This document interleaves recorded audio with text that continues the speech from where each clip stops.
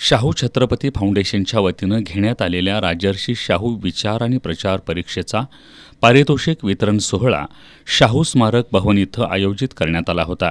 या कार्यक्रमाला ज्येष्ठ इतिहास संशोधक प्राध्यापक डॉक्टर जयसिंगराव पवार यांची प्रमुख उपस्थिती होती।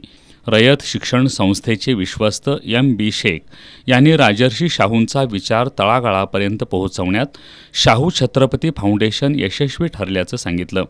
यावेळी फाउंडेशनचे संचालक नवाब शेख यांची महाराष्ट्र राज्य मराठी पत्रकार संघाच्या जिल्हा सचिवपदी निवड झाल्याबद्दल, निसार मुजावर यांची national union of postal employees या संघटनेच्या जनरल सेक्रेटरीपदी निवड झाल्याबद्दल तसंच गुणवंत विद्यार्थ्यांचा मान्यवरांच्या हस्ते सत्कार करण्यात आला।